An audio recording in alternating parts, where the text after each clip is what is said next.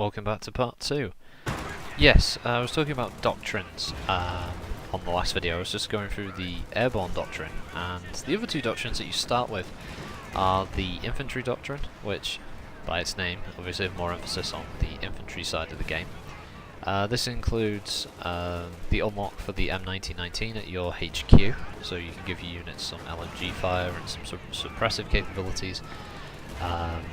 It unlocks the I think there's another P47 call in, and it's not the most interesting of the three new doctrines, to be honest. The third one is the armor doctrine, which gives you items like the M10 Wolverine, which is quite a nice AT call in, along with a couple of little bonuses for armoured vehicles and the such. Now, as per the new sort of drop system that they added, that allows you to have things like basically that random chance of getting a reward, there are 3 more US Force doctrines. I haven't got any of them yet. I'm aware that one of them gives you access to the M8 Greyhound, so there are vehicles that you may have seen in the trailer that don't seem to be in the base game. That's because they're locked behind one of these loot boxes, basically. I would prefer if they allow people to have a DLC option for these, but at the moment you're just going to have to lump it by running games and hoping you get lucky. But yeah, you can get that. You can get the M4A3E8 or the Easy 8 Sherman, amongst other things. No doubt there'll be more of these type of commanders added in the future. Yeah. And you see, this map is a victory point map. I've got it set to 1,000, and at the moment we've got the map pretty much locked down. But yeah, the level of destructibility is still there. It's pretty nice, as it is in the original Company of Heroes. Just get my units reinforced there. I almost lost them. I think I lost the. Yeah, I lost the Stuart at this point. Yeah,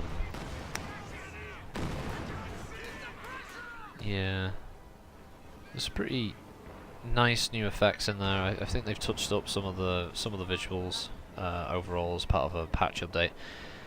They've definitely improved some of the sounds. The new weapons really sound great. I mean, listening to the Thompsons firing on paratrooper units, or just some of the new machine guns are just really nice. I've called in a 75mm pack howitzer here, which looks very archaic, but it's basically a counterpart to the Soviet heavy mortar, or the Wehrmacht mortar unit. It's interesting that, as standard, neither the Oberkommando West or the US forces actually have mortar units as standard. That is one of their drawbacks. They have, I think the infantry doctrine for the US forces does give you a mortar half-track, but I very rarely use it. I generally go with the pack howitzers because they've got much greater range, and I think generally higher survivability. I mean, they're not going to be taken out by Panzerfausts or Panzerschrecks anywhere near as quickly. US armor, they have a few extra sort of nifty abilities. As I said, you can call in, you can drop out the crew, and they can obviously repair and act independently as their own units. They can even gain their own veterancy, so they can be semi-capable in a fight, if in a pinch, if need be. They've added things like the Sherman. I think the 76mm version is in there again, behind one of the other doctrines. As standard though, the M4A3 standard Sherman is only capable of firing the high explosive and armor piercing rounds, but they have to switch between them, which is a nice mechanic. It basically stops them. It stops you from being able to do a sort of omni damage. You have to pick one or the other for the Shermans, but it means they can be a little more, again, playing into the whole flexibility side of the US forces, that you can have them supporting infantry against infantry, you can have them trying to do damage to armor. But I wouldn't really recommend trying to go toe to toe with anything larger than a Panzer II Lucht in the Oberkommando West Army. You need a few Shermans to be really effective against any of the German army units. They're not that durable, and they definitely do less damage and have a lower penetration compared. But you get a couple of them, and they're a bit like running T-34 76s. They're relatively cheap as far as medium tanks go. Yeah, at this point it's mostly clean up. I think this is where I lose the M5, because all of these German units have got Panzerfaust and Panzerschrecks, and they kick the crap out of my Stuart pretty early on. Oh no, I actually get him away, but he takes a lot of damage just from one hit, because the Stuart is a light tank and it was not built to withstand that kind of punishment straight off.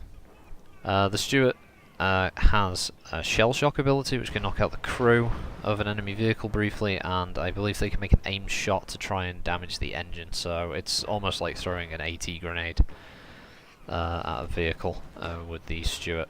They don't have any gunner or any ability to extend their view. Other unique aspects for each one is that I think the Slugger might be able, I think one of its veterancy unlocks allows it to narrow its field of view, but obviously increase its firing range. Veterancy works a little different as well. They've seemed to have varied up the kind of bonuses that the US and the Oberkommando forces.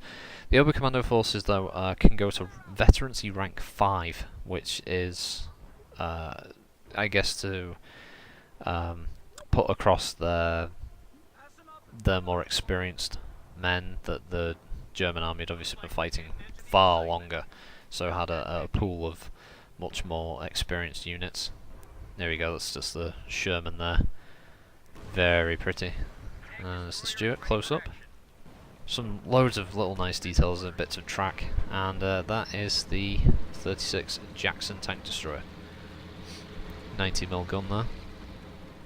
It's nice to see the crew actually modelled wearing the proper crew fatigues, rather than the original game, which had riflemen in the crew positions, which I always thought was odd that they never bothered to just texture that a bit differently. I guess maybe the assets weren't there.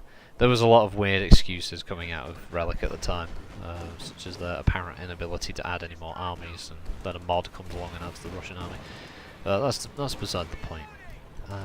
Of this, it's taking away. This is actually, I was a little skeptical about this expansion at first, but I love all games World War II. And Company of Heroes 1 and 2 are a couple of my favourite all-time RTS games, so I wasn't going to discard that one. But that was, you can see the crew there. So I've abandoned the tank, but the crew are now repairing it. It makes them obviously extremely vulnerable. But there we go, back to full health, and now that Stuart can continue fighting anywhere I need it to. The flexibility of the forces is really impressive. I was surprised at just how quick sometimes the crews can actually repair the vehicles. That might need tweaking, because some vehicles can be repaired very quickly. Oh, yeah, ow, shit. Oh, shit, that Stuart took a lot of punishment. This is where I'm trying to use the units, infantry units, to use their bazookas to try and damage this building. I'll get onto the OKW vehicles, because they are very different. Everything about them plays completely differently from the original game again. Basically, you can look at the Oberkommando Vest as being Panzerlehr version 2, in effect. The idea that it's super heavy German armoured units mixed with small numbered infantry squads, but they have higher veterancy and skill, so they're more durable in the field and do more damage. That's the trade-off. The US forces have quantity, whereas the German forces, I guess, have quality. Although that may be, historically, it might not be exactly true. There was certainly a quantity of US tanks, but I certainly wouldn't disparage any of the men fighting, and that's obviously not what this game's going for, but for purposes of balance, that's what they've decided to push the game as. So there's the Jackson and the Sherman pushing in. So this lone German building here. This one, as you can see, this one actually has an AT gun. It's not a very big one, but it fires rapidly enough, and you saw how much damage it did to the Stuart. So it's pretty good at taking out soft armored targets, light tanks, and deals pretty well with infantry. It suppresses them very quick. So it's got its uses. You position it right, it basically just acts as a turret at slash calling point. And there's my paratroopers, as you can see. They're pretty awesome little guys. I've got them upgrading with M1919 LMGs, but they can run back to the base, and you can equip them with BARs or bazookas as well, if you need to. I've just got the vehicle crew from the Jackson there repairing it after that damage. I've got the Stuarts back in the action. Basically now this map is just keeping the AI hemmed in so they can't escape their base.